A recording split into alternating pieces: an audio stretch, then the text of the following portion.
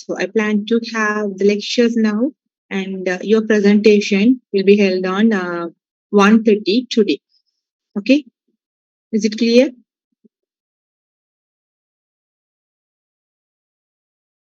I will send the link.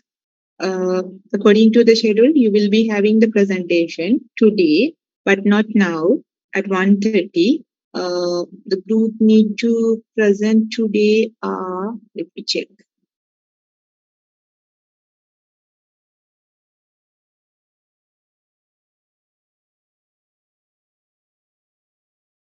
Yes, group number 4.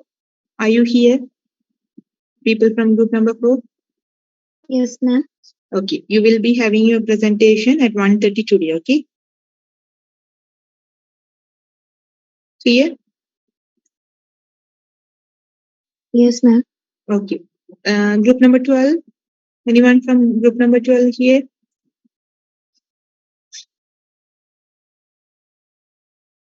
Anyone from group number 12? Yes, madam. Okay. You will be having the presentation during the lectures 1:30 p.m. Yes. You have lectures 1:30 p.m. today as well. Okay. So you have 2 lectures today. The later session would not be the lectures actually. We'll be doing your presentation. So the groups which need to present today are group number 4, 12, 20, and 28. All 4 groups have to have their presentation today at 1:30 p.m. Okay. Clear, right?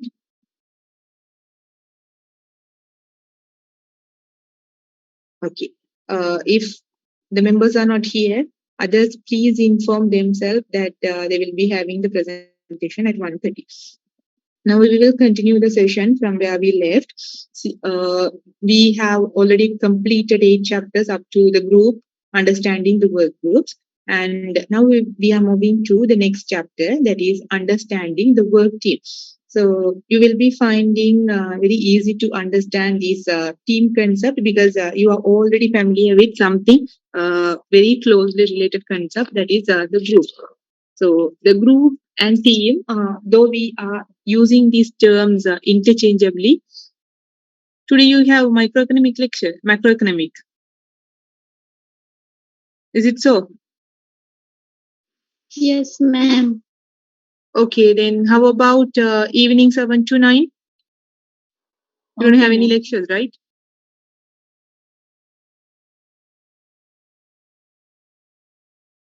7 Okay, to ma'am. 9? Is it okay for you all? We will have the presentation only, not the lectures, okay?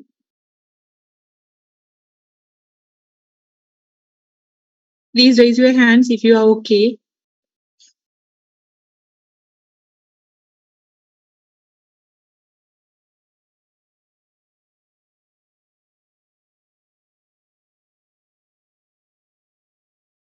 Okay, many of you are okay. So I will send the link for the lectures 7 to 9 p.m. So you can do your presentations. Okay, and we need to have some additional lectures. Maybe tomorrow, if you have any free time, I will schedule the lectures. Most probably you are free at 1:30 p.m. right tomorrow. What are the lectures you have tomorrow?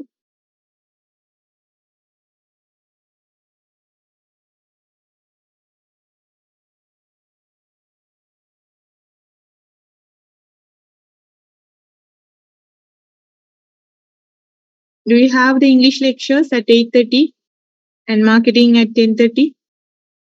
Is any of your schedule slots are free tomorrow?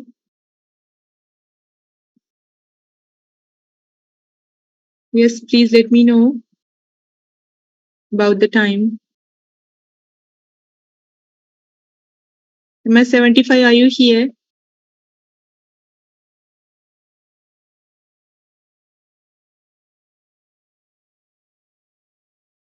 Do you have marketing lectures at 10:45 tomorrow or not? Ma'am, we don't know now, ma'am. Sometimes, ma'am, we'll change the time at 1:30. Okay, I will try to contact your rep and get to know about the time. If you have lectures at 10:30, 10:45, we will be having our lectures, OB lectures at 1:30 p.m. If you have marketing lectures at 1:30, we will schedule our lectures at 10:45 p.m. Okay? Clear? Okay. Okay.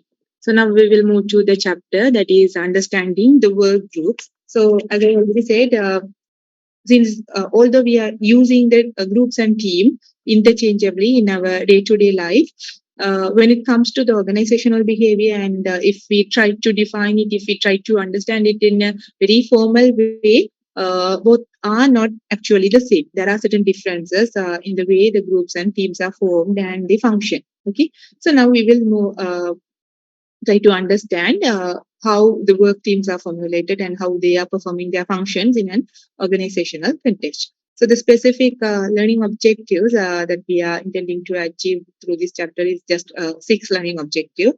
So analyze the continued popularity of the teams in an organization. So why the teams are really popular in today's economic or the dynamic environment in the organizational context, and how these teams are different from the groups that we have learned so far, and what are the different team arrangements. So what are the different types of teams which is mostly used by the organizations, and identify the specific characteristics which makes the team very effective. So explain the characteristics of the effective team, and then explain how we can make the people to be the team players. So the people are not born as the team players. So if we want to make them to perform effectively as a team, we have to have certain programs over there. So how we can make the people as the team players, and finally decide when we use the individual instead of the team. Because even though the teams are very popular in the organizational context, we cannot expect to use these team in all the circumstances, in all the situations, because some circumstances or some situations require the individual to be performed alone. We cannot use the teams, we cannot make the people as team all the cases. So that will be the contents of this chapter, or the intended learning outcome, and that will be converted into the contents. So why have the teams become so popular? So what is the reason for the popularity of the teams in today's world? So, since the teams are more flexible and responsive in changing events than the traditional department or other forms or the permanent group teams. Okay. So, why we are using the teams, even if we want to, if we want the people to work collectively, why rather than creating the permanent departments or the divisions or the permanent groups, why we are going for an option called team is the team is really flexible. They can adapt to the changing environment very quickly. They can change themselves very quickly. So if we formulate the group, they will have a rigid structure, rigid leadership. They are very formal in nature, so that if they want to change themselves, it will take more and more time, and it will be difficult for them to change. So if we are using the team, it's very flexible to adapt to the changing environment. Then the teams can be very quickly assembled, and once the functions or once the task is over, they can be easily disbanded. There is no any preconditions to create this team, so no any conditions which makes the disbandment of this team very difficult. So it can be disbanded very easily, and it can be assembled very quickly. Okay.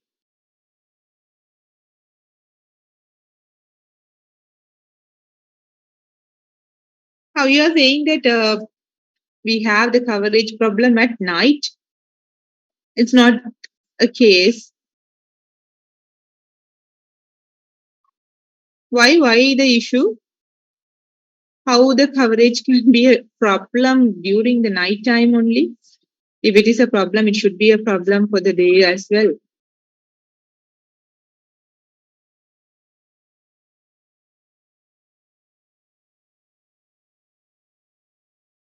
We'll see. You connect to the Zoom and try to do your presentation. If you have any coverage issues, we will try to find any alternative solution for that.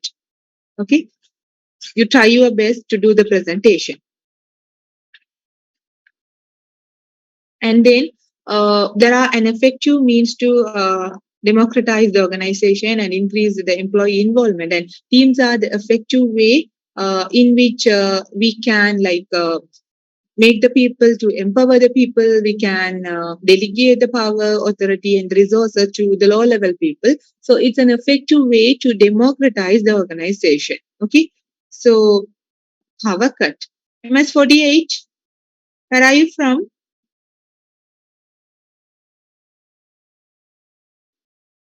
MS48. I want to know your location. Balangada, ma'am. There is no any power cut issues in these days, right?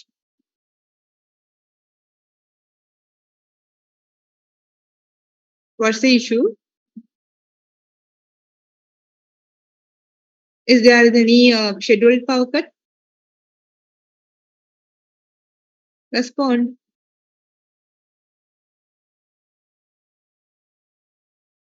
Whatever it is, you try your maximum. You try your best to present. If you have if you are facing any kind of issues like network or power cut issue, you will try to find an alternative solution during the presentation. Okay, so let's try to do the presentation and we'll check any issue arises or not. Okay, so the final reason for the popularity of these team is uh,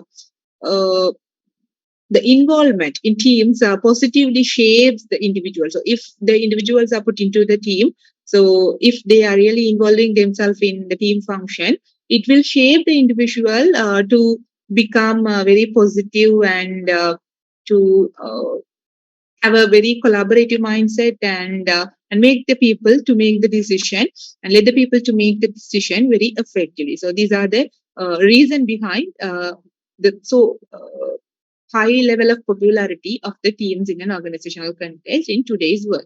Okay, so now we will see how the teams are differing from the work group. So as we have already seen, the work group is a group that interact primarily to share the information and make the decision to help each other perform within his or her area of responsibility. So here, the interaction happens among the people uh, to share the information. That is the primary purpose of this work group. And also, by sharing the information among the people, it will help the people. The sharing of information will help the people to make the decisions very effectively in his or her area of responsibility. They are not performing as a group, even though they people are put into the group, they are not performing everything collectively. So they will share the information among themselves and they will divide the parts and do the individual parts with the shared information. That's how the work group will work. So the work group have no need or opportunity to engage in the collective work. That means even there's a group assignment, the usual way that you do is you will divide the parts among yourself and everyone will do their parts, and finally you will merge all those parts and bring as a document. So that is what happens in the work group. So there is no need of collective work. That means there is no need to no need you all need to be sitting in a place and all need to be present to do a particular part. That is what the nature of the group. But when it comes to the team, it generates a positive synergy through the coordinated effort. Okay, so here you cannot simply divide the parts and let the people do their parts individually and finally combine it. So that's not the case under the team. So here, uh, if a particular task needs to be done, everyone should be there and everyone should contribute to that. Then only we can get the part done. So here, the positive synergy, everyone should work collectively.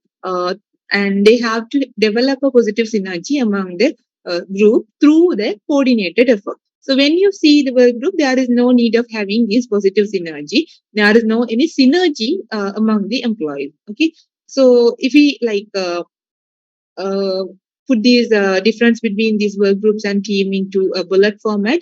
So the primary purpose of this work group is to share the information, and the work team is to perform collectively through the coordinated effort. That means the positive synergy, and The work groups are usually neutral. The synergy is there is no any positive or negative synergy. It's neutral in terms, but when it comes to the work teams, they will be having a positive synergy. And the individual accountability, when you see the accountability of the people in the work group, each and every individual would be accountable for their parts. If you are doing maybe for the organizational development, organizational behavior assignment, for the group assignment, if you are doing the introduction part, the introduction part is the responsibility or accountability of yourself, that person doing the introduction part.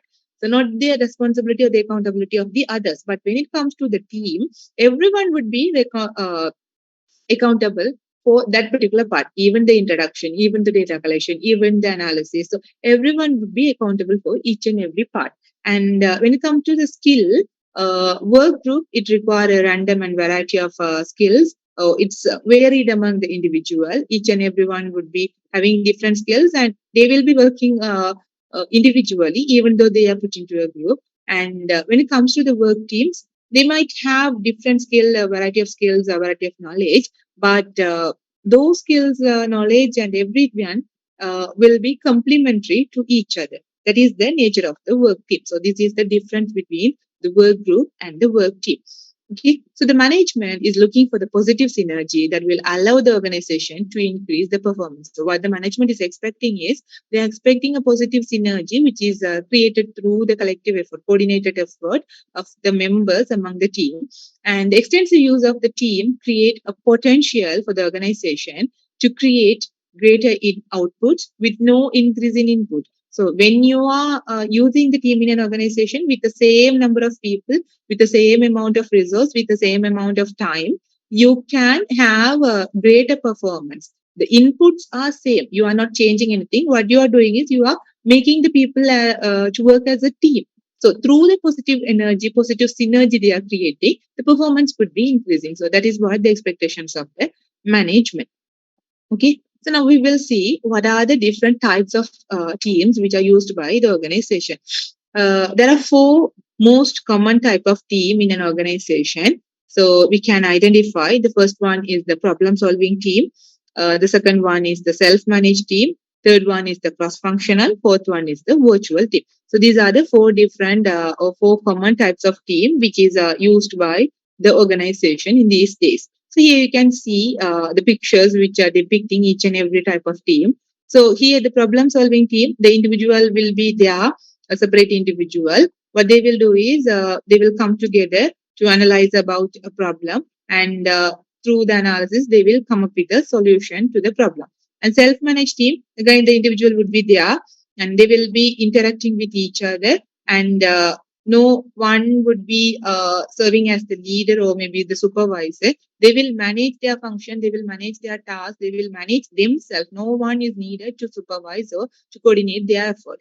And the cross-functional team, when you see the organizational hierarchy, the people at same hierarchical level but performing different functional tasks. Maybe they will be from different functional areas. Maybe one person from marketing, one person from accounting, one person from HR. So these all functional people can come together to formulate a team, and they will work together. That is the cross-functional team. And the final one is almost similar to the normal teams, but what is differentiating is the virtual one is they are interacting, they are connecting through the technology, the internet technology. That is, they are physically spread across, they are physically remote in different areas, but they have established a connectivity or interaction among themselves through the use of technology, maybe the internet technology. That is the virtual team. So we will look into each and every team. So problem solving, as I already said, the people from maybe which is composed of usually 5 to 12 people from it can be from same department or many department, whatever it is, usually 5 to 12 people. So usually from the same department, what they will do is they will meet maybe for few hours uh, a week to talk about or to discuss about maybe improving the quality, efficiency, or the working environment. So they will discuss about their working environmental condition or the quality of the products or quality of the task they are doing and how efficiently they are performing their function. So these might be their concern. And in order to discuss about all these kind of things, they will come together, the people from the same department. If you take maybe the marketing department people will meet once in a week, maybe for a few hours, 1 hour or 1.5 hours. They will discuss about these things and identify the issues, and they will create the solution for those issues. So the solving teams like these rarely have the opportunity or the authority to unilaterally implement their suggestions. So these people or these team, they are not, they don't have the authority to implement the solution. So even though they find something is like the efficiency is really low because of the low quality inputs that we are using, low quality material that we are using for the production, the productivity or the efficiency is really low. So they find that as an issue and they suggest something, we can change the supplier to have the input or the material. Though they are suggesting something to the management, they don't have the authority to implement. What they can do is they can offer certain recommendation for the implementation. Okay, that is the role played by the problem solving team in an organization. And the second one is the self managed team. So here the problem solving team, the only thing they do is they do recommendation for the management. So some organization they have gone further and created the team that is not only solving the problem but also implementing the solution. So they are self-managed team. They are not only recommending the problem or recommending the solution, they create or they implement the solutions as well. Okay, not only with the recommendation, they also go further to implement the solution. So self-managed work team, the group of employees. So here also it can be maybe 10 to 15 people typically, and who perform highly related and interdependent jobs that take many of the responsibility of the former supervisor. So these people, they will be performing the task which is highly related to one another and highly interdependent also. If the team, if one task is completed only, we can move to the next task, the subsequent task. So that's how the tasks are interrelated, okay, dependent on one another. So here we actually don't need a supervisor to monitor whether this team is performing the task actually or not. So because the name suggests they can manage themselves, and we don't need external people to supervise themselves. So typically these tasks are planning and scheduling the work, assigning the task to the members, making operating decisions, taking actions on the problem, or working with the suppliers and the customers. So these can be some of the tasks which is normally usually performed by the self-managed team. So fully self-managed team even select their own members. So some teams they are very extremely in nature of this self-managed nature. So what they do is they select their own members. So the team, as a team, they can select their own members and they can evaluate each other's performance. So no need of having a supervisor for this team. That is the self-managed team.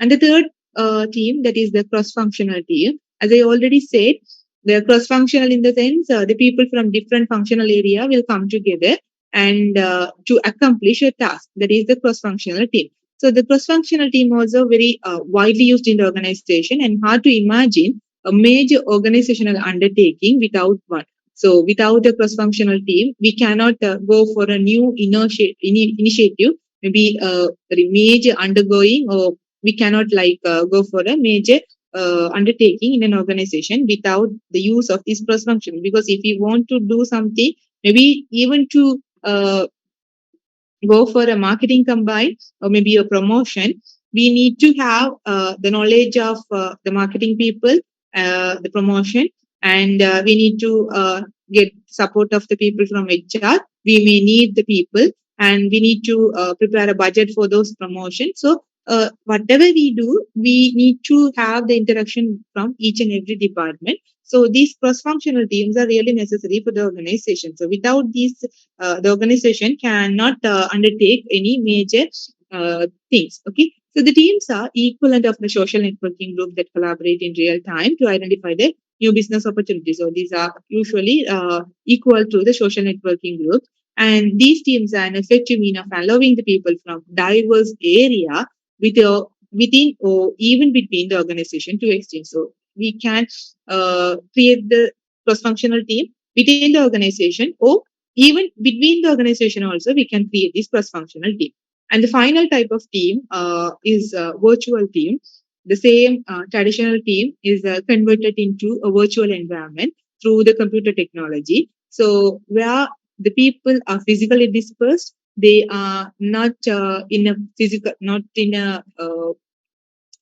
place, and through the computer technology, through the internet technology, they will work together to achieve a common goal. So they collaborate online using the communication links such as wide area networks, video conferencing, or email, whether they are a room away or the continent apart. That means whether the people are from the same country or whether the people are from different country, no matter it is. So they will connect through the online, maybe using the video conferencing or the wide area networks or the email, whatever it is, any online communication channel.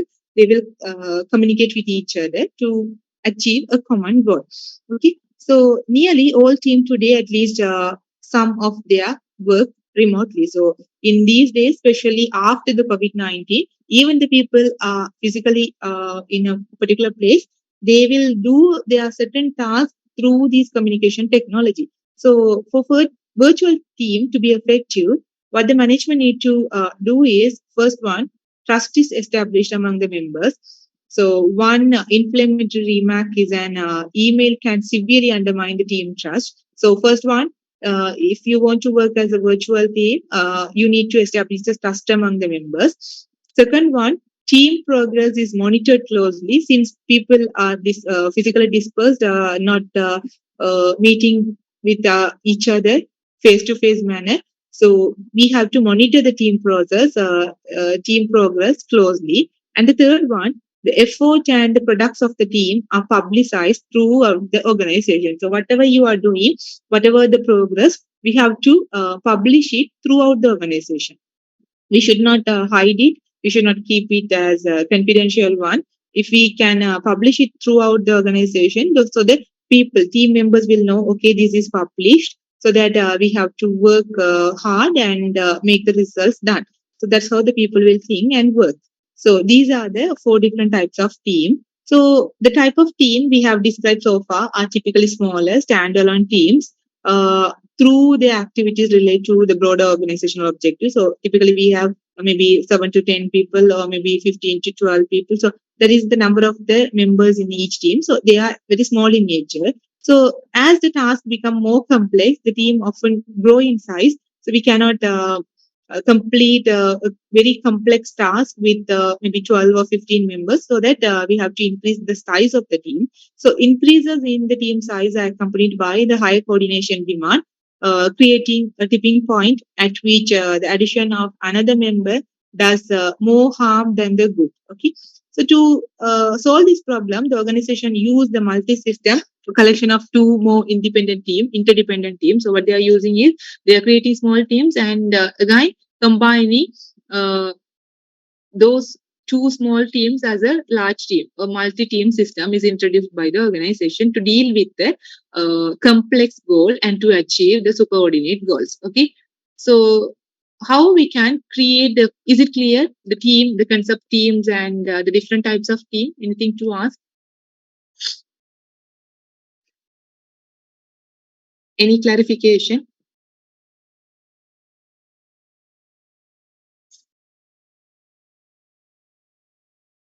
Is it clear or not? Please respond.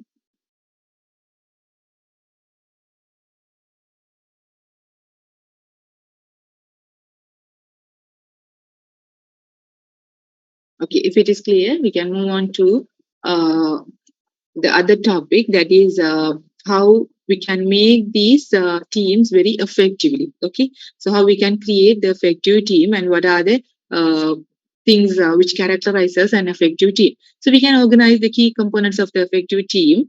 Or that means if all these components are there, we can say the teams are really effective in nature. Okay, so we can organize the key components of this effective team into three general categories. The first one is the contextual influences. Second one is the functions or the factors relating to the team composition. And the third one is the process variables. Okay, these are the three different set of factors which makes with three different set of elements which make the team very effectively. Okay. So here you can see each and every set of factors consist of uh, a set of factors. The context consist of four different set of factors, and composition there are around seven factors, and for the process there are around eight factors. So this is how the effective team is composed of. Okay, so we will look into each and every factor in detail. So the first, contextual factor. So when you see the contextual factor, there are four. So the first one is adequate resources. Second one is the leadership and the structure. Third one is climate of structure, climate of trust, and the fourth one is the performance evaluation and the reward system. Okay, so the adequate resource means the teams, when you take the team that is a part of the organization, the teams is not the entire organization, they are a part of the organization. So every team relies on the resources outside the group to sustain it. So they don't have the resources with themselves, they don't have their own resources. So how the teams are surviving it, they are getting the resources from the organization, getting the resources from outside of themselves. Okay, so a scarcity of resource directly reduces the ability of the team to perform its job effectively and achieve its goal. So if a team wants to perform a particular task, uh, maybe constructing a building as a team, if they don't have the proper material for the construction, if they are lacking the resources, it will definitely undermine their ability to achieve or perform the task effectively. So perhaps one of the most important characteristic of an effective team group, effective work group, is the support that the group receive from the organization. So not only these resources, but also they should receive the support from the management. So when the management supports the teams only, they will allocate the resources to the team to perform the task. Maybe the resources may be in terms of, or the support may be in terms of the information which is given to them in a timely manner. The management has to provide them with the proper equipment and adequate resources. So adequate staffs need to be allocated to the team, and the management has to encourage the team for their achievements, and some administrative assistance also need to be given to the team. So the support can be in terms of any of these. Okay, so that is the first contextual factor making the team effective, that is adequate resources. The second contextual factor is the leadership and the structure. Okay, so this is agree on the specifics of work, like and how they fit together to integrate the individual skills requires the leadership and the structure, either from the management or from the team members themselves. Okay, so if you want to achieve a common goal, a specific of goal, and how the goal can be achieved, and what we have to do, and what are the skills required. So everything in order to require the skills and the abilities of the different individual, we require a leadership.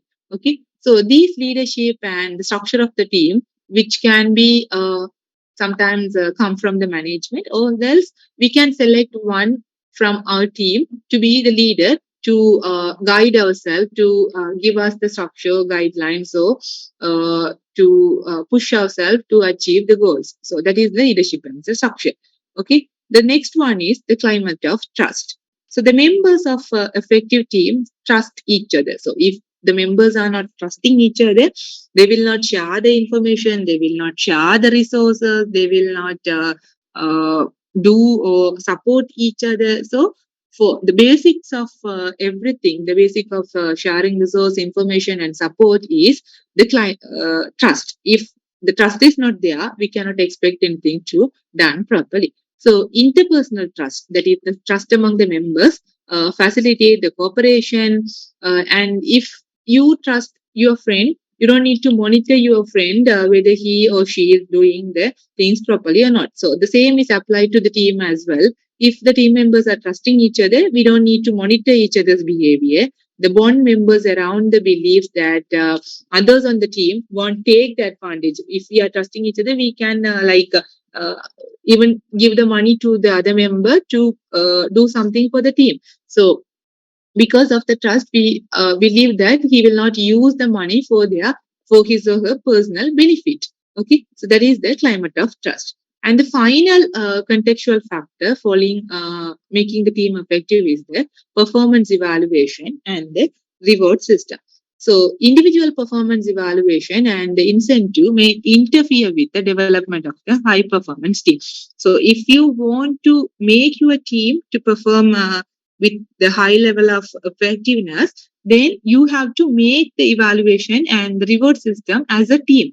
If you are making the evaluation, if you are doing the evaluation on an individual basis, and based on the evaluation, if you are giving them or if you are rewarding the members on an individual basis, obviously they will not put their effort, they will not coordinate their effort to work as a team. So what you have to make it, you have to evaluate and reward them as a whole team. So, in addition to evaluating and rewarding the employees for their individual contribution, the management should modify the traditional individual-oriented evaluation and reward system to reflect the team performance. So, what they have to do is, rather than having the individually-oriented evaluation and reward system, we can make the reward system to reflect the team performance. Okay, or else we can focus on the hybrid system, maybe recognizing the best performing individual as well as recognizing their contribution to the entire team. So we can create a hybrid system to make the team more effective. These are the contextual factors which is affecting the effectiveness of the team. Okay.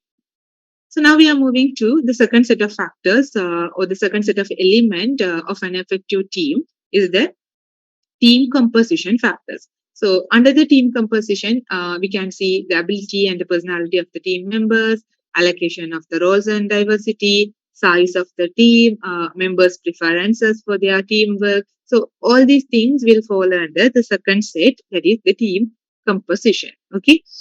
So the ability of the team means the part of the team's performance depend on the knowledge, skills, and the ability of the individual members. So though the people are performing as a team, though they are performing with a coordinated effort and the positive synergy, so that effort will come from has to come from the individual ability and the knowledge. If the team members doesn't have or if they don't have the proper knowledge and ability to perform the task of the team, then it will hinder the team's performance. So the people should or the individual team's performance will depend on the knowledge and abilities of the individual member. So the team performance is not merely the summation of the individual member's ability, but it is more than the summation. That is what created through the positive synergy. However, these set of limit or these abilities set the limit on what the members can do. If the members don't have the ability, they can't do something task. So the ability is the one that is going to decide what a member can do or how a member can contribute to the team. Okay, so that is the first factor. Second factor is the personality of the member. That means what kind of personality the individual is, whether the person is very agreeable, whether the person is openness to experience, is a personality of openness to experience, or whether the people are very conscious or unconscious. So that all those things will decide or will impact or it will have some impact over the team's performance. Okay.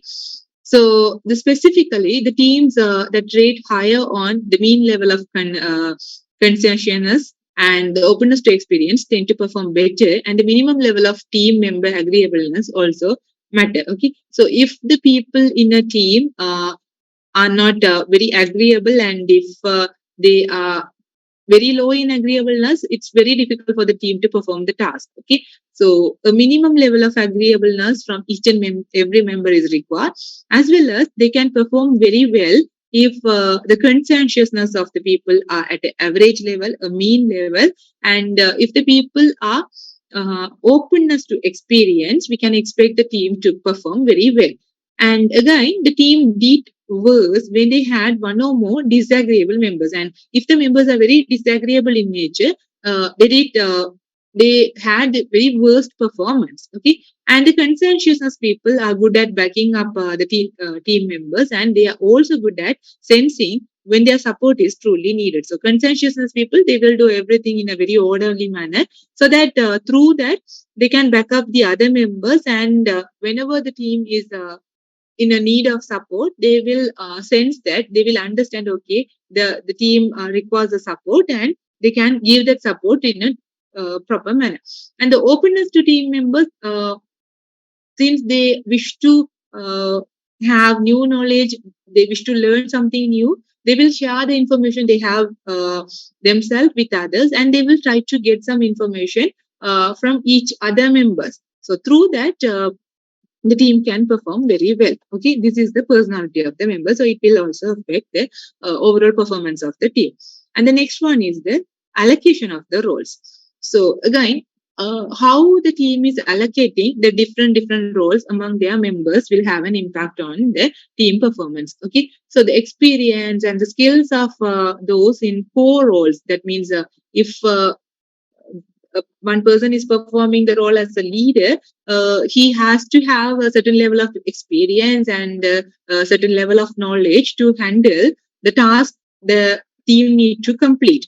So the key person, so the key role, the persons who are playing the key role, they should have a certain level of knowledge and experience. And successful work team have selected people to play all these roles based on their skills and preferences. Okay, so to increase the likelihood the team members will work well together, the managers need to understand the individual strength each person can bring to a team, select the members with their strength in mind, and allocate the work assignment to that fit each other members' preferred style. So, in order to increase how the team can perform very well, perform together in a very proper manner, but the managers need to understand what are the individual strengths and weaknesses of each individual or each member of the team, and select the individual based on their strength, and based on the strength, experience, and knowledge and abilities, the managers can allocate the appropriate roles to that particular member. Okay, so that is the allocation of roles. And the next thing is diversity of the team members. Okay, so diversity in the sense how much each and every member in the team are differing from each other, whether the team members are differing from each other in terms of age, in terms of maybe sex, that is gender, or in terms of race, whether the team members have different levels of education, the length of service in an organization, whether all the team members have same level of experience or same level of service, whether one person is having uh, 10 years of service and whether other person is having 5 years of service. So that is the diversity. So the degree to which the members of a work unit or the group or department share the common demographic characteristics or common demographic attributes. That is the work diversity of the members. Okay. So the organizational democracy suggests that attributes such as age or the date of joining should help us predict the turnover. Okay, so that is the diversity of the members. The next thing is the size of the team. So whether the team is composed of too many members or whether it is composed of very little number of members. Okay, that is the size of it. Whether the team is composed of 5 people or 12 people or 20 people, or whether it is composed of 50 people, that is the size of the team. So it will also affect the team's performance. So when teams have excess members, that means more and more members are there, the cohesiveness or the relationship or the closeness between the members and the mutual accountability will be reducing, because if the team is composed of 50 members, sometimes the team members may not have the chance even to know about the other members, even to have a conversation with the other members, because there are many members. If there are 50 members, we cannot expect everyone to know each other's name even. So that is what the situation when the team is composed of excess members. So whenever that is there, the cohesiveness, the closeness would be really low, and we cannot we cannot expect the mutual accountability for the task. And social loafing also increases, because when there are 50 members, one member will think, what should I need to do? The others can also can do the task and complete the task. There are 49 other members. Can't they do the task and complete the task? So that's how each and every member will think, and that will lead to the issue of the social loafing. Okay. So the members of the large team, if it is a very small team, since the team is very composed of maybe 5-10 people, they will always communicate with each other. They will have the interaction with each other, and that will increase their cohesiveness and mutual accountability and all. Okay. So these are the factors falling under the team composition. And the final one is the member preferences. Okay. So not every employee is a team player. So we cannot expect everyone to be a team player. That means when they are put into a team, we cannot expect everyone to perform at the same level, because some individual they prefer to work alone. They don't want to work as a team. So whenever they are performing alone, they will perform really well, and whenever they are put into a team, their performance level would be really low. That is the member preferences, whether they prefer to work alone or whether they prefer to work as a team. Okay, so whenever we are forming the team, we have to select the individual who prefer to work as a team. Then only the team's performance can be increased. Okay, so these are the factors which are falling under the category of falling under the set of factors which is the team composition. Okay, so the next set of factors which makes the team effective is the team processes. Okay, there are many factors under the team process. So the final category related to the team effectiveness is a process variable. So the first process variable is common plan and purpose. So the team should have a common plan and a common goal in mind to achieve. If the team doesn't have a common goal, if they don't have a common purpose to be achieved, then each and every member will work in a direction which will not lead them to achieve the common goal, because they don't know, okay, this is the goal that we all should work together and achieve. So if that is not there, we cannot expect the team to be an effective team. So effective team begin by analyzing the team's mission, developing the goals to achieve the mission, and creating the strategies for achieving the goal. So team that consistently perform better have established a clear sense of what needs to be done and how that needs to be done. So if you look into the team which is performing very well consistently, you can identify they have a clear sense of what needs to be done.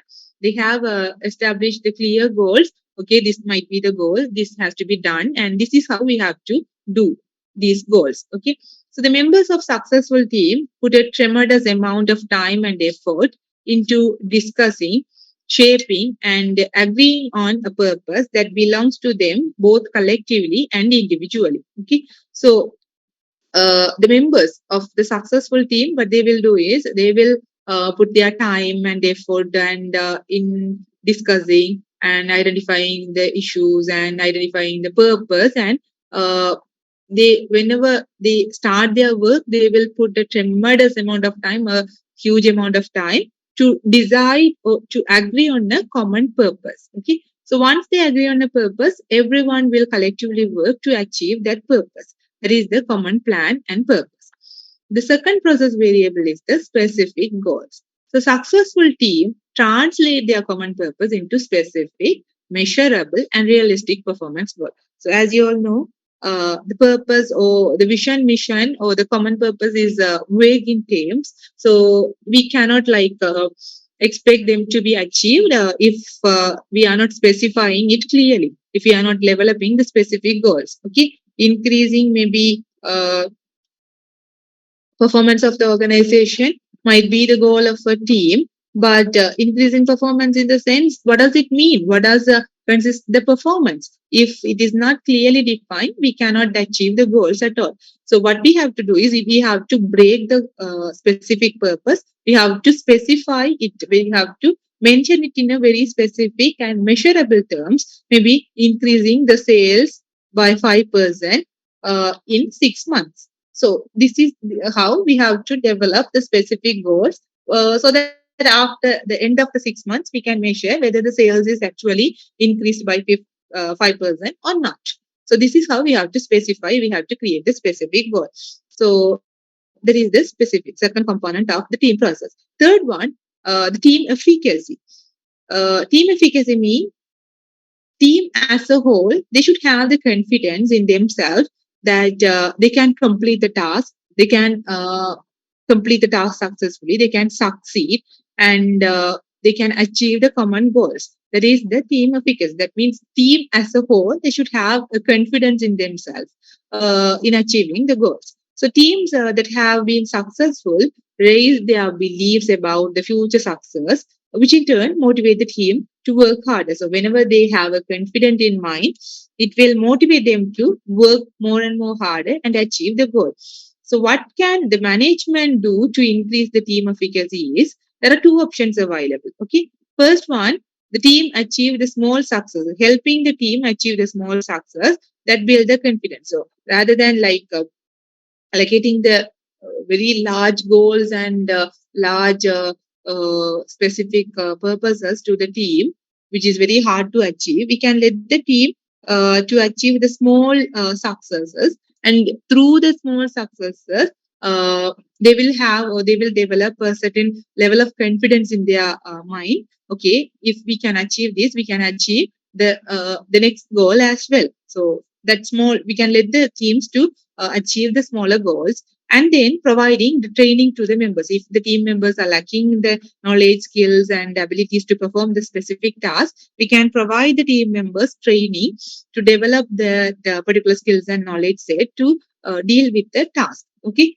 So the greater the ability of the team, the more likely the team will develop the confidence. So whenever you have more and more ability, more and more knowledge about a particular task, about dealing with the task and interpersonal knowledge, you will have more and more confidence in yourself. The same we can expect for the team as well. Okay. So this is the third element of the team process. And the next one is the team identity. Team identity means when people connect emotionally with the groups they are in, they are more likely to invest in their relationship with those groups.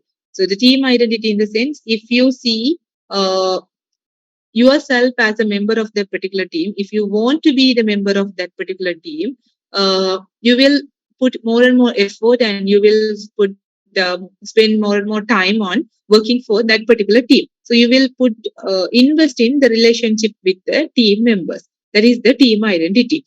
Therefore, by recognizing the individual's specific skills and abilities, as well as creating a climate of respect and inclusion, the leaders and members can foster the positive team identity and input. So what we can do to make the people to identify themselves as a team member is we can recognize the individual skills and abilities of the members, as well as we can create a climate of trust or respect and inclusion. If the team members are respecting you, if you feel that you are being a part of the team, if the others are considering yourself as a part of the team, if they are recognizing your contribution, then you will feel a sense of identity of yourself towards the team. Then you will put more and more effort to the team. So that will lead to the increased outcomes of the team. And the next one is the team cohesion. So how much the team members are closely and emotionally connected to, attached to each other. That is the team cohesion. So what you have to make it, you have to make the team very cohesive each other. The team cohesion is a strong predictor of the team performance, and such that when cohesion is harmed, the performance may be too low. So when the team doesn't have the proper cohesion, in the sense if they don't have established a proper relationship, if they don't have established a close relationship between the members, then we cannot expect the team to perform well. Okay. So the next process variable is the mental model. Mental model means the effective team share the accurate mental model, the organized mental representation of the key elements within the team's environment that the team members share. So, if the team members have wrong mental models, which is particularly likely with the teams under acute stress and their performance suffers. So, they have to organize the mental model. So, representation of the key elements within the team environment needs to be shared. So the members has to share these things and they have to establish the member mental model. And if they have wrong mental model, which is particularly likely with teams under the acute stress. So we cannot expect the team to be uh, uh, very effective if they don't have the proper mental model. Okay. So the next team element is the conflict level. Conflict level in the sense uh,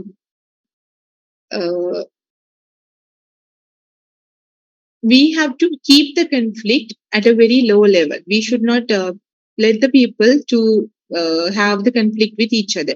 So if the people have the relationship conflict, maybe those based on the interpersonal incompatibility, maybe one person is having more abilities or sometimes language issues or age issues or whatever it is. If they have any incompatibility, they will have the relationship conflict, and due to the relationship conflict, we cannot expect the team to perform anything.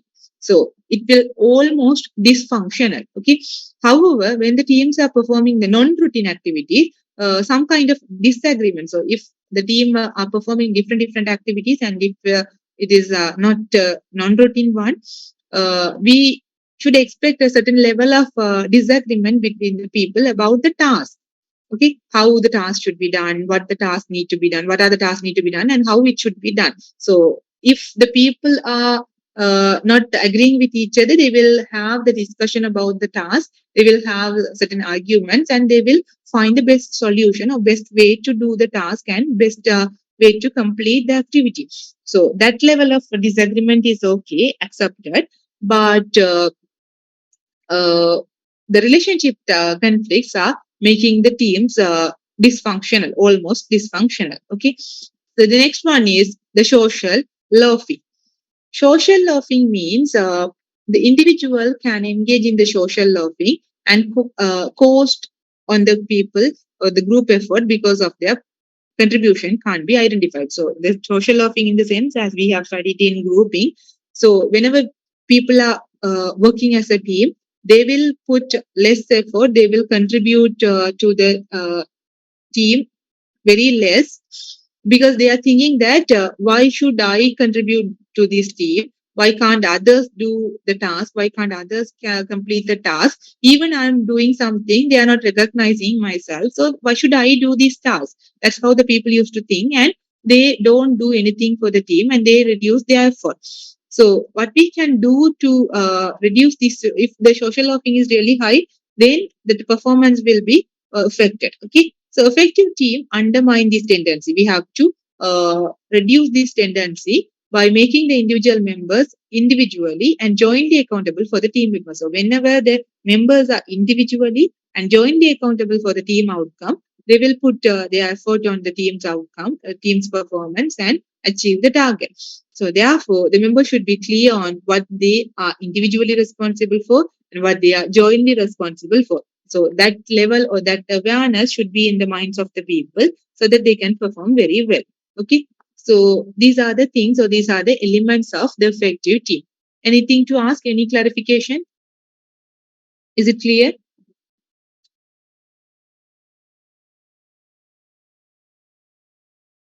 Yes, ma'am. Okay. If it is clear, we'll have a break about maybe 5 minutes. Okay. Join before 11:55. You can have a break and come back before 11:55.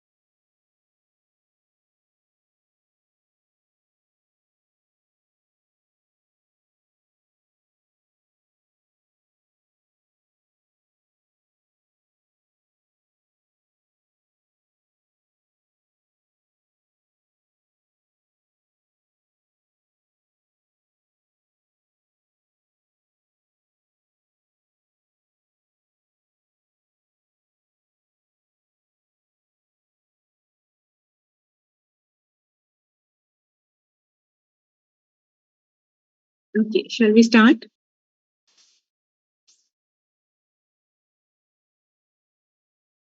Shall we start? Yes, ma'am. Okay. So,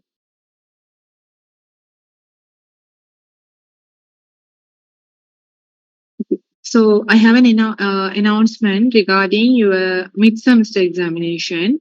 Okay. So we have to have a quiz examination, maybe in LMS-based examination. Okay. So it will consist of the multiple choice questions, maybe 1 hour examination, or else we can have 2 examination, 1 hour per each. Okay. So the first examination I need to inform is it will consist of the chapters that we are covering today up to chapter 9.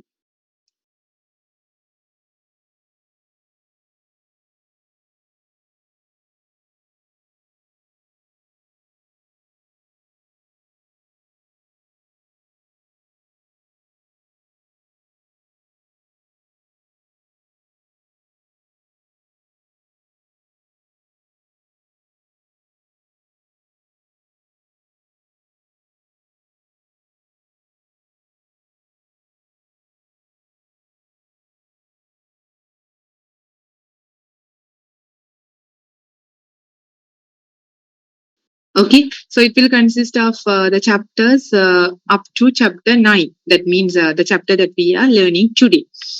So when we will have the examination, shall we have it on next week? Maybe the late next week, Friday or Thursday. We can have it at any time because since it is a online based examination, we don't need to stick to the timetable. So we can have it any free time. Okay, ma'am. Shall we have it on coming week, late coming week, maybe Friday or Saturday? Sorry, Thursday, Fridays, or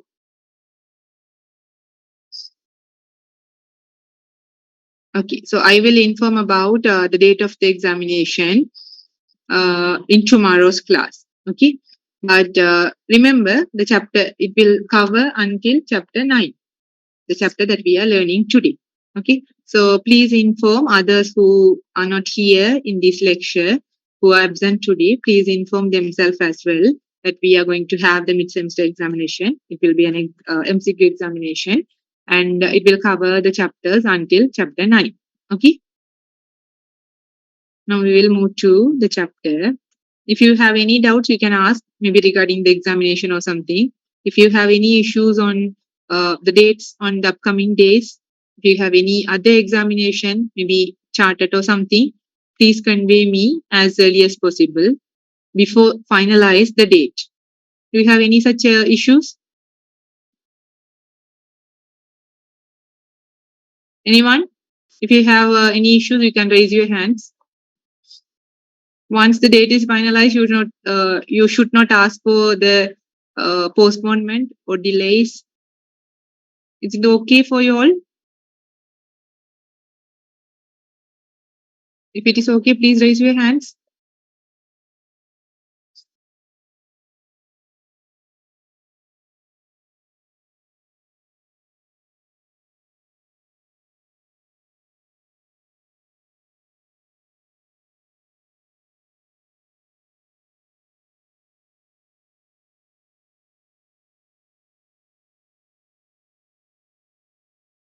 Okay, most of you are okay. Convey the matter to the other friends as well. And if they have any such issues, any reasonable issues, like maybe having any other examination, any government examination or something else, ask them to contact me before finalizing the date. Okay, contact me today. Then only I can consider their request and finalize the date. Once it is finalized, I will not make any changes there. Okay. So now we will move to the next section, that is turning the individual into the team players. So how we can make the people, because not all the people are born as the team players. Team players in the sense, not everyone can perform well in a team setting. Some can fit very well to the team setting, and some cannot be. So some just want to be work alone. So how we can make the people to be the team players is the first one, selecting. That means whenever we are selecting the people, we have to hire the team players. That means the people who wish to work as a team, who wants to work as a team, those kind of people we have to select to our team. So some people already possess the interpersonal skill to be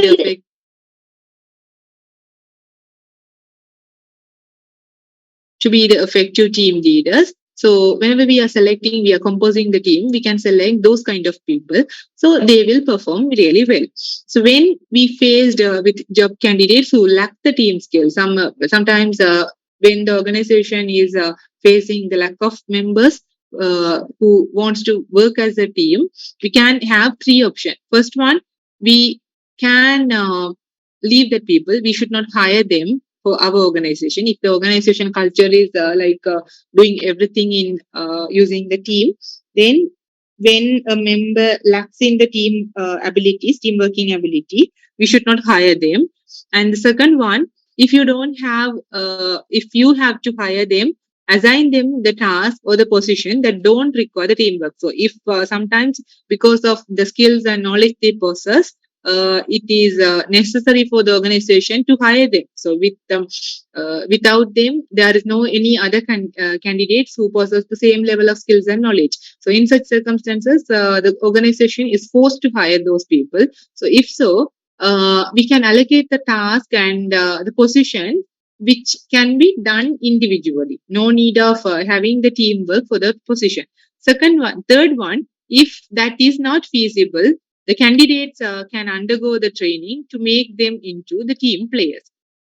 Okay, so if that issue is not feasible, that not hiring them, or if even after hiring them, it is not possible to allocate the position which required to be performed as an individual. What we can do is we can offer them the training.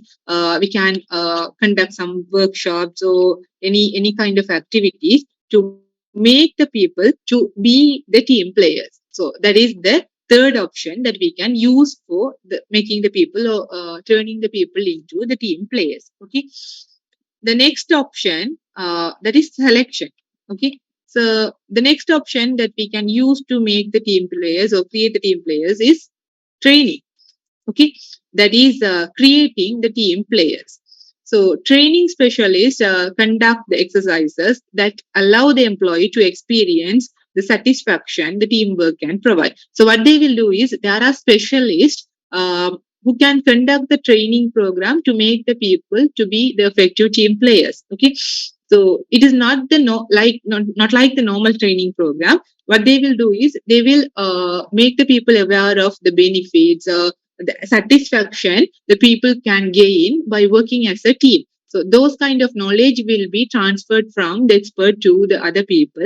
So through that, they will develop an attitude or develop a mindset to work as a team. So workshop can help the employee to improve their problem solving, communication, negotiation, conflict management, and other coaching skill as well. That is the second option that we can use to create or to make the people to be the team players. And the third one, rewarding.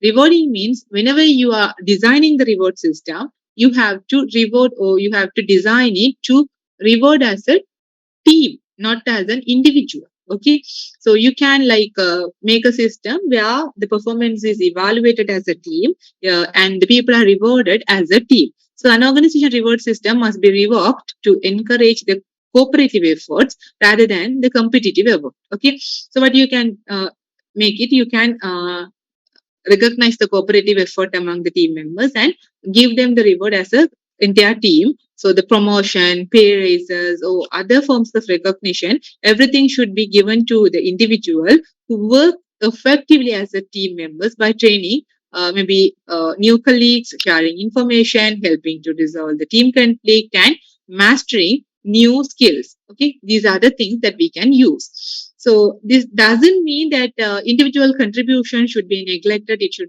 be ignored at all. It doesn't mean so. But whenever by while recognizing the individual contribution, we have to reward the team members.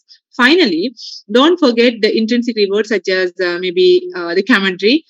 Maybe the employee can receive the teamwork, and the exciting and satisfying rewards can be given to the team as a whole. Okay.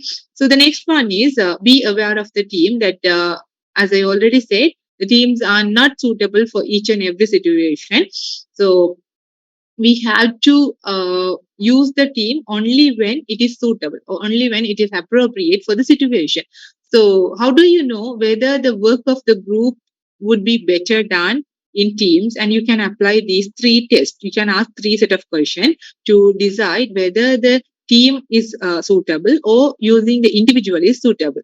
First one, can work be done better by more than one person? First question you have to ask whether this particular task is can be done by more than one person or it can be done by individual. So if the answer is if it can be done by more than one person, if the answer is yes, yes, you have to go for a team option. Otherwise, you have to stick with the individual option. Okay. So the good indicator is if the work is really complex and if it requires a different perspective, different ideas from different people, then we can go for the team structure than the individual structure. Second one, does the work create a common purpose or set of goals for the people in the group that is more than aggregate of the individual goal? Okay. So second one is the purpose for the team, the goal of the team is or the group is more than the aggregate of the individual goal. So can we let the people perform individually, let the people to perform the task individually, and when we combine all those tasks, will it achieve the team purpose or not? Will it achieve the actual purpose or not? If it can achieve, we can go for the individual option. If it cannot be achieved, if something more is needed from the people, then we can go for the team option, and through the positive synergy we can achieve the goal. And final one is determine whether the members of the group are interdependent or not. Okay, we have to take for the interdependence. If the tasks are really interdependent on each other, if one task is completed only, we can start the other task, and we can go for move to the other step. Obviously, we have to have a team option. Okay, so these are the three things we have to be aware of when we are selecting or when we are using the team. Is it clear? Is this chapter is clear?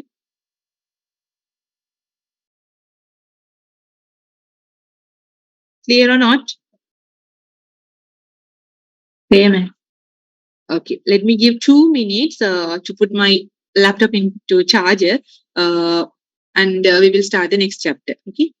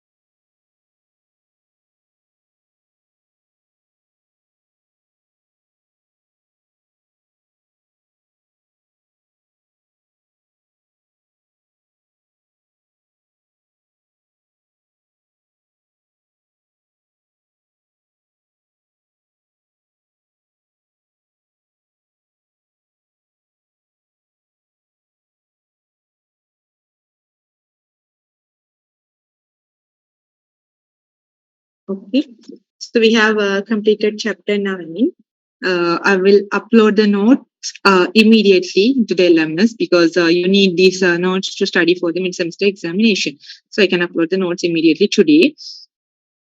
And now we will move to the next chapter, which is the chapter 10 about the communication. A more familiar chapter to you all.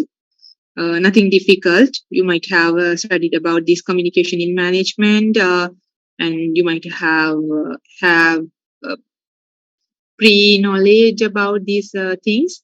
So it might be easier for you to understand. So the 10th chapter is the communication. Okay. So communication is usually the exchange of information or sharing of information between two or more people. So the specific objective of this particular chapter is identify the main functions of the communication. The communication itself has certain functions, and it serves certain functions. So we have to identify what are the main functions of this communication, and then describe the communication process and distinguish between formal and informal communication. So we will try to describe how this communication is done, what's the process of communication, and what are the two different ways the communication can be distinguished, the formal and informal, and what does it mean.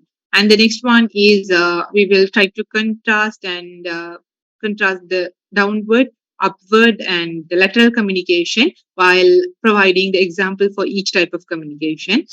And the next one is contrast oral, written, and the non-verbal communication. So that is another way of categorizing the communication. And then analyzes the advantages and disadvantages of each, maybe the electronic communication, and show the channel richness. So there are many different communication channels available, and we will try to identify which channel is rich in nature. So we will try to underline, creates channel richness, and then identify what are the common barriers we are facing in having the effective communication. Okay. So the first one is functions of communication. That is, as we all know, the communication is the transfer of the sharing or exchange of information, and not only the transfer and exchange, that information has to, or the meaning has to be understood by the receiver. The second person who is receiving the thing has to understand it clearly. That is the communication. So transfer and understanding of the meaning. Not only the transfer, the communication is not complete only with the transfer. If the understanding is there only, we can call it as the communication. So communication serves four major functions within a group. Maybe first one is control, second one is motivation, so third one is the emotional expression, and the final one is the information sharing. So the communication, how it serve the function of control is, it act as a control the member behavior in several ways. Okay. So here, through the communication, we are communicating the guidelines, we are communicating the rules and regulation, we are telling the people about the circulars, the things that they need to do, the things that they should not do. So everything is told of, is shared by the people through their communication. So by communicating all these kind of things, we can make the people to behave in a certain way. We can control the people's behavior so that it performs the function of communication, the control. Second one, the communication fosters the motivation. Okay.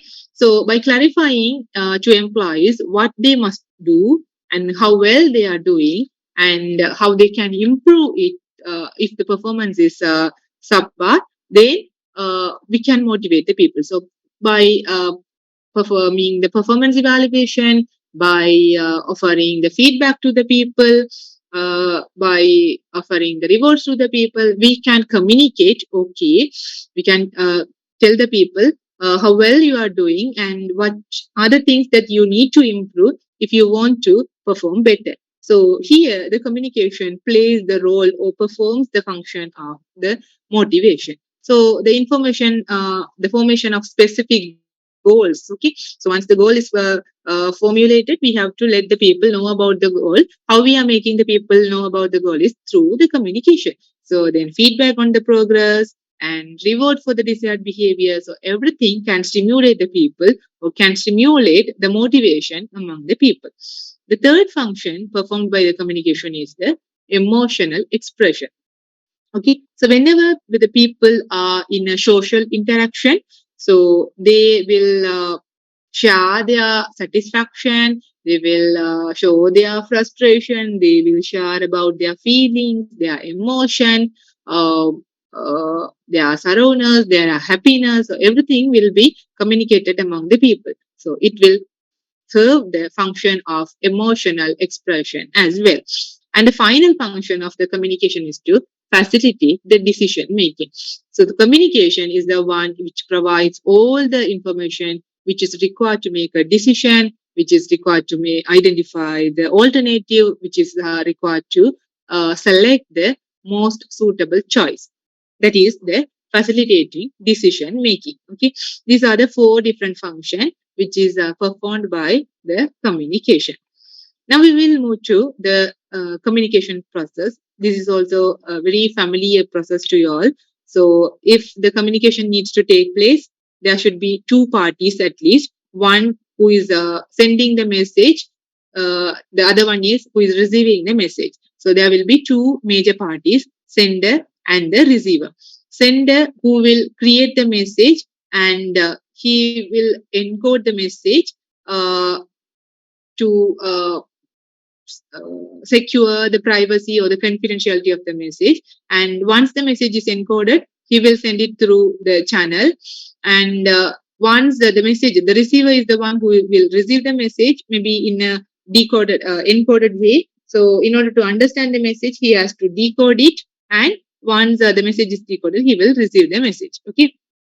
So in between this process, the sending and the receiving through the channel, there will be some distraction, which is called the noise. And once the message is received by the receiver, he has to communicate, he has to send his feedback to the sender, how well the communication or the information is understood by the receiver.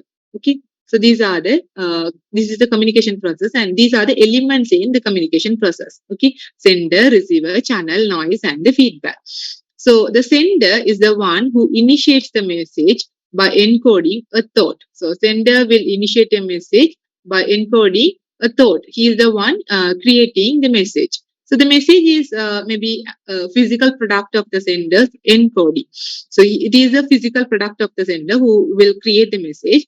Whenever we speak, the speech might be the message. So whenever I'm lecturing to you, here speech of myself is the message. Whenever we writing, the whatever written on a paper or maybe in an electronic way might be the message. Whenever we use the gestures, the movements of our maybe arms, hands, or maybe heads, or our facial expression, so that will serve as the message. So that is the message the sender creates. Channel means the medium through which the message travels. If we are talking through the telephone might be the channel. If we are maybe sending something in a text message, that maybe WhatsApp or something would be the channel. And if we are communicating through the video conferencing, so that is the channel.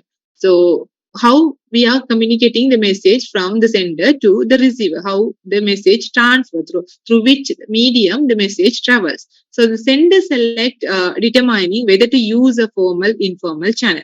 Formal channels are established by the organization and transmit the messages related to professional activities of the members. So there are channel can be two. It can be formal and it can be informal. So formal channels, which are the organization will have established a certain channel for the communication, maybe memos, emails. So those channels the organization will usually use, and they have established for themselves to communicate the information. And it will traditionally flow the authority chain.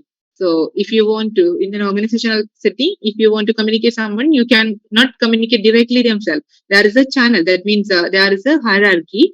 The message has to go through that hierarchy. Then only it will be accepted.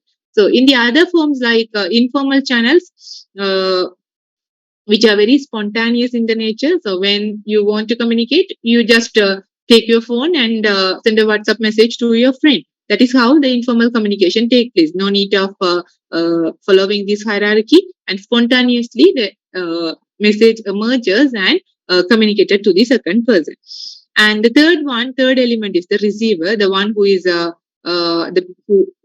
to whom the message is directed, or the person who is receiving the message is the receiver, who must first translate the symbol into an understandable form. So whenever this message is transferred, if it is encoded to protect the security or the confidentiality, the once the message is the receiver receive the message, he has to transform it into an understandable manner. That is called as the decoding. The next element in the communication process is the noise. So noise means it represents the communication barriers that distort the clarity of the message. Okay, so whenever the message is transformed through a channel, some factors may affect, and because of the impact or influence of those factors, the message or the meaning cannot be clearly understood by the uh, receiver. So those factors are called as the noise. So such factors can be perpetual problems, information overload, semantic difficulties, and the cultural differences. So we will look into these factors in detail under the topic of the barriers to the communication. And the final one is feedback.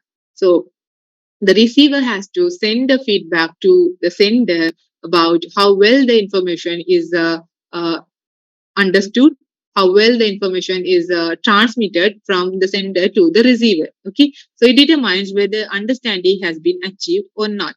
That is the feedback. So is that clear? Communication and the process of communication. Anything to ask?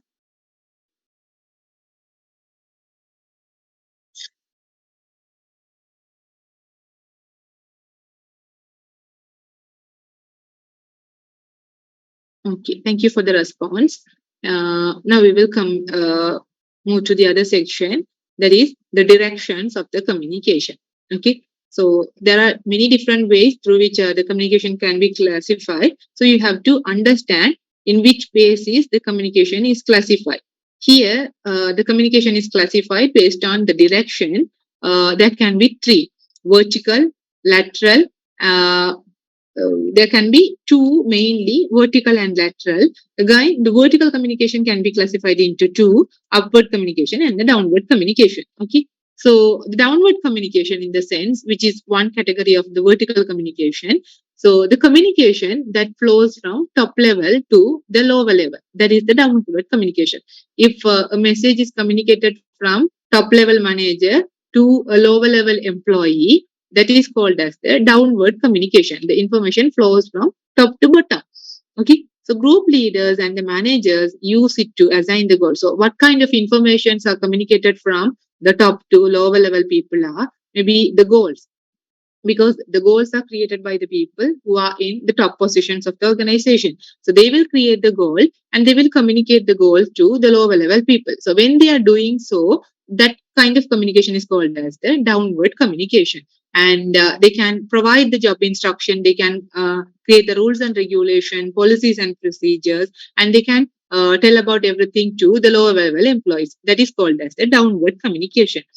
The next type of communication or the next direction of communication is upward communication. That is the direct opposite of downward communication. The information is flowing from bottom to up. That means lower level employees to top level employees. Okay, so the information flows to a higher level in the group or the organization. It is used to provide feedback to. So here, from lower level to, it will flow to the higher level of the organization. So what kind of information the lower level people used to communicate to the high level people is maybe their progress towards the goal, how well they are doing about the goal, and maybe their feedback, their compliance, the problems that they are facing. So those kind of information they can communicate to the management, to the top level manager. So upward communication keep the manager aware of how the employees feel about the job, maybe the co-workers, maybe the organization in general. So they can grab the attitude and the feelings of the employee through the communication. So if they are if the employees are communicating complaining about something, They can understand, okay, these are the issues the employees are facing. That's why they are complaining about these issues. And the next one is the lateral communication. Lateral communication means it is not flowing from top to bottom or bottom to up.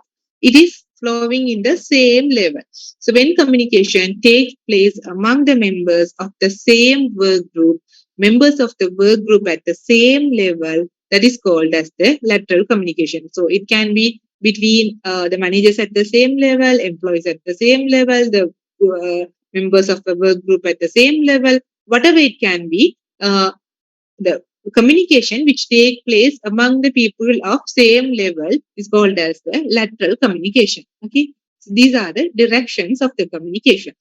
That means we can categorize the communication into three based on the direction it take place.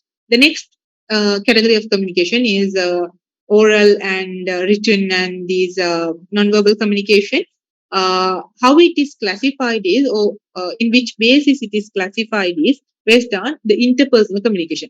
How the way the interpersonal communication is taken place. Okay, so the oral communication mean it is conveying the message in an oral way. It is the chief mean of conveying the message, maybe speech or the formal one-to-one group discussion or one-to-one discussion or group discussion, informal rumor mills or like grapevine, whatever we talk to the other people, whether through the phone or face-to-face communication, whatever it is, it can be said as the oral communication. So when it comes to the oral communication, it has certain advantages. So whenever we are using the oral communication, the speed and the feedback is really high. We can very quickly communicate the information to the other people, and we can ask the other people and get to know whether the second person understood the message clearly or not. So that is an advantage of oral communication. And again, we can convey a verbal message and the receive a response in the minimal time. Okay, the response can be received. So whenever we are talking to the telephone, talking via the telephone, once we tell something, the second person will respond to that message. So the response can be gained in a very minimal time. And if the receiver is unsure about the message, so if the second person doesn't understand what you are saying, he will ask, sorry, I don't understand. Could you please repeat the message? So that's how the second person will ask, and you can repeat the message because the feedback is really quick, and we can make sure whether the second person is understood the message or not. But these oral communication has some disadvantages as well. First one, whenever a message has to pass through a number of people, so the communication, oral communication surfaces, message has to pass through a number of people. The more people, the greater the potential distortion. So whenever we are using these oral communication to communicate a message which needs to be passed through number of people, maybe 5 people, we cannot expect the same message to reach the final recipient. So the message may be distorted. Okay, but if it is a written message, no matter how many times it is forwarded, the same message will be received by the recipient. Okay, so that is the disadvantage of oral communication. And the second way of doing this interpersonal communication is the written communication. So written communication means it is like using the memos, letters, fax, emails, instant messaging, maybe organizational periodics or like magazines, notice boards. So those are the written communication. So the message is written on a maybe piece of paper or in an electronical way and communicated. And any other device that transmit the via written words and the symbols is called as the written message or written communication. So it's often tangible and verifiable. So the advantage of this written communication is we can see the message, and even after sometimes also if we have any doubts on this message, we can refer to the message and make it clear.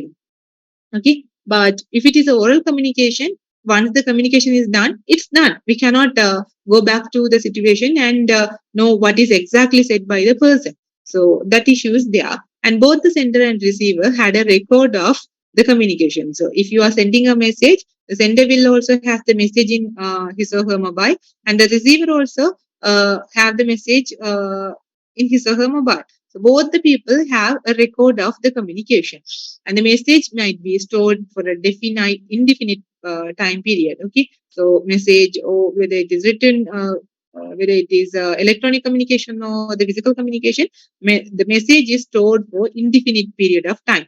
And if there are question about its content, the message is typically available for the later references.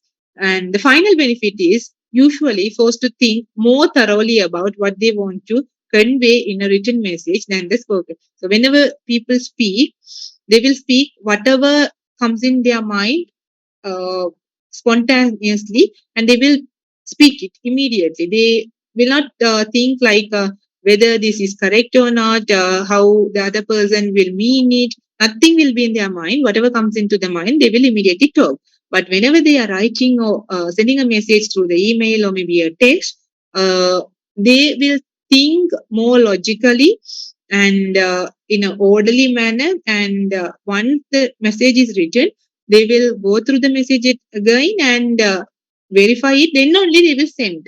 Okay. So here, the people are forced to think thoroughly when they are using the written communication. That is also one benefit. But of course, this written communication also has certain limitation. First one, time consuming. Whether it is email, letter, or whatever it is, fax, whatever it is, it takes some time to write down the message and send it. And other major disadvantage is lack of bulletin feedback mechanism. So the feedback is an issue. Okay, so email again, even though how much it is developed, we cannot. We don't know whether the second person received the mail or not, and whether the second person read the message or not. But if it is oral communication, we can ask the second person, did you understand? If not, we can tell them the information again. So the feedback is an issue for the written communication. And oral communication allow the receiver to respond rapidly what he thinks and he hears, but emailing, a memo, or sending an instant message provide no assurance that it has been received. But some kind of messages are there. WhatsApp has an option to know whether the message is received by you or not, whether it is seen or not. But we cannot make sure whether the message is received and seen by the intended receiver. Maybe if you are sending a message to a colleague, but sometimes the daughter of your colleague may have opened the message and see that you think that the message is seen by your colleague, but actually it is not the case. The colleague doesn't know even the message is sent by yourself. The daughter has opened the message and keep it. So this is the issue associated with the written communication. Okay. So the next way of doing the interpersonal communication is the non-verbal communication. So here, no discussion, no written communication is done. Only the people are communicating with their body movements, with their gestures, with their facial expression. That is what only the communication. Even the physical distance. If you are talking to the person by standing very closely, it will convey certain kind of message. And if you are talking to the person very uh, from a distant place, then it will convey the matter in a very different way. So these are the things used to communicate the information to the second person. So the two most important messages the body language convey are the extent to which we like another and interested in his or her views. So the way you express your facial expressions, your gestures, and the closeness of the sender and receiver will convey how much you like the second person and how much you are interested in the things that he or she says. And the second one is the perceived status between the sender and receiver. So these two things will be conveyed by the body language. The next one, the facial expression. It will also convey certain meaning. So the way you keep your face will convey something to the second person. And again, the physical distance, the closeness of yourself to the receiver will convey something. So this is the non-verbal communication. Okay. So is that clear? Direction and the interpersonal communication, the different types of interpersonal communication. Shall we move to the other?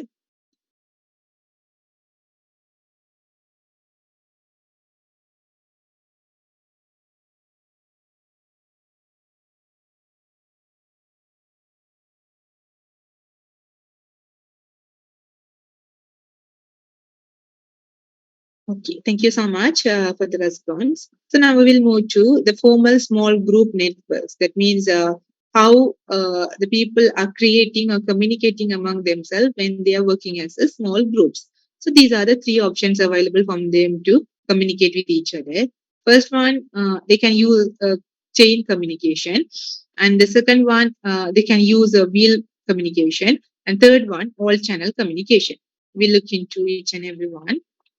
What does it mean? So here the pictures will depict you, okay, how the communication is done, how the people are communicating with each other. Okay, so with that we can complete our sections.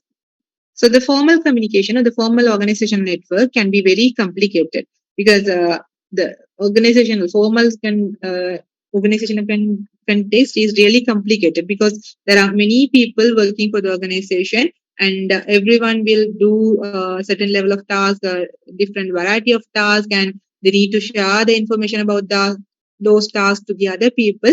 So there will be hundreds of people, maybe thousands of people working in a organization, and there will be different hierarchical levels as well, maybe more than the half dozen of hierarchical level or more, maybe six hierarchical level, more than six level it would be there. So in such cases, how the people are communicating, or when the people are put into a small group, maybe five people, five per each team, how they are communicating is they can use the chain, wheel, or all channel communication. Chain means rigidly follow the formal chain of command. This network approximate the communication channel. You might find it rigid three-level organization. Okay, so here how the communication is done is, if it is a person A, if he is the top management, the person in the top management, he will say something to this particular person, and he will say something to he will say the message to the second person, and he will communicate the message to the fourth person, and the fourth person will communicate it to the fifth person. The top management, they will not directly communicate the message to the fifth person. This type of communication is not there in this chain method because they are following the hierarchy. So through the hierarchy only they are sharing the information. So that is the communication uh, happening under the chain. Okay. So the second one is the wheel type of communication. Under the wheel type, it relies on central figure to act as the conduit for all the group's communication, and it stimulates the communication network you would find on a team with a strong leader. So here how it is done is, if there are five members, they will elect one member to be the leader of the team, and that particular leader will communicate everything to the other members. So here this person is served to be selected as the member of the leader of the team, and this member will communicate the information to the other people. Maybe if it is the person A, he will communicate the information to these people, he will communicate the information to the second person, and he will communicate the information to the third person, and he will communicate the information to the fourth person. So how it is done is, even they are working as a team, they are selecting one person as the leader to be their leader, and the leader is the one who communicates all the information to the other persons. Okay, so the final way of communicating with each other is all channel communication. So here all the group members are actively communicating with each other. No any leader or no any hierarchy levels are followed here. What is done is everyone can communicate with each other. No any restrictions are there. That is the all channel communication. Okay, so this type of communication or network is used when the people are formed into or put into a small group. So the effectiveness of each network. So even there are three types of network available for the people, or three options are available for the people to communicate. The effectiveness of each network depend on certain variables that you are considering about. Okay. So the structure of the wheel facilitate the emergence of the leaders. You can see in the wheel communication, there would be a leader. So it facilitates a leader to emerge, and all channel communication is best for you if you desire high member satisfaction, because no one is considered as the leader, everyone is treated as equal, and everyone is a communicator, or everyone is sharing information with each other. And the chain is best if the accuracy is there, most important. So if you want to maintain the accuracy, then using the chain communication would be the best choice for you. So it depends on the thing that you are considering most. Okay, the preference that you are giving to. So no single method or no single network will be best for all occasion. So here there are certain criteria, and according to the criteria, how different channels are differing from one another is mentioned here. If you consider the speed, chain would be a moderate speed, and wheel would be the fast, and again all channel would be the fast, because if you want to communicate something through the chain, you have to follow this structure. You have to follow this hierarchical level, and you have to follow the order. So it will take some time to communicate the information to the people. And if you take the accuracy in the chain and the network, the accuracy will be high. But when you let the people communicate with each other, they will communicate whatever they want. Sometimes the inaccurate information can also be communicated. So we cannot expect the accuracy to be there. And then emergence of leader. The emergence of leader is only possible in the wheel type networks. In the chain, someone can be the leader. Maybe the top management can be the leader, the top level. But all channel, there is no any leader. There is no any concept called the person called the leader. And when it comes to the member satisfaction, the whole channel would be the high, and the network the satisfaction would be really low, because one is dominating the group or the team, and he is communicating everything to the other group. So here the satisfaction would be really low, and in chain it can be moderate level. Okay, so this is the communication network. And the next one that we are looking into is the grapevine communication, that is the informal communication. These are the communication network that we can use for the formal group. Okay, so when it comes to the informal communication or informal messages, the informal communication network is called as the grapevine. Maybe a group of people who used to have lunch together can create a group and have some communication. So those communications are called as the grapevine. Although the rumors, gossips are transmitted through the grapevine, may be informal, it's still important source of information. So you can see some organizations, some of the rumors are spread across, and some of the gossips are transmitted over the people. So those are conveyed, or those are done in a informal way. So though it is informal, it is a important source for the information, because the management get to know about certain things through the rumors, through the gossips of the people. So it's still a source of important source of information. So what we can conclude about this grapevine is certainty. It's an important part of the any group or organization network, and is well worth understanding. So still it is considered as an important part of the group or any organization. It gives the managers a feel for the moral of the organization, identifies issues the employee consider important, and help to tap into the employee anxiety. So these rumors and these grapevine communication let the management to identify the issues which are faced by their employees. The grapevine also serve the employees' needs, like small talks create a sense of closeness even. So when the manager has the informal communication with an employee, it creates a closeness, a friendship among those people, and they will be sharing some kind of information that they don't share in a formal setting. Okay, that is the grapevine information.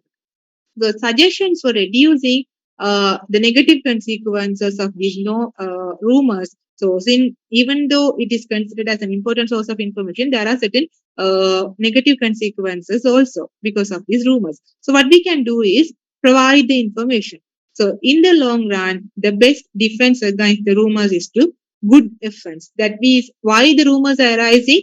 So, for example, there is a rumor like there's a non-academic strike tomorrow in our university. So it's a rumor. Why it is affecting, why it is arising it? Because the people don't know about the true information. So what we can do to reduce that rumor is we can spread the true information to the people. It's not actually the strike, it's the AGM of non-academic staff. So that's how we can spread the information or provide the information.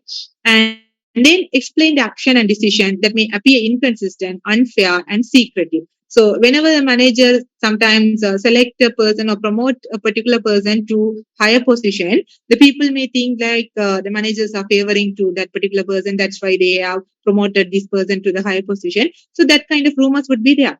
So we can make the people, no, that's not the issue. That's not the case. That particular person has the qualities, he has the ability, he has the experience to be promoted to the highest position. So we can explain the actions and the decision. And the next one, refrain from shooting the messenger. Okay. So when a person brings a rumor or brings some information to the management, we have to give that freedom or give that space to that particular person to convey the information. We should not like let the people to okay, you should not do these kind of things. You have to keep it you have to avoid these kind of activities, and you should not punish them. You have to respond to carefully and very calmly and respectfully. And finally, maintain an open communication channel. The main reason for the rumors to arise is lack of open communication between the people, among the people. So you can maintain an open communication channel so that the people will communicate openly, and they will not share anything as the rumor, and they will not have the gossips among each other. Okay. So is it clear?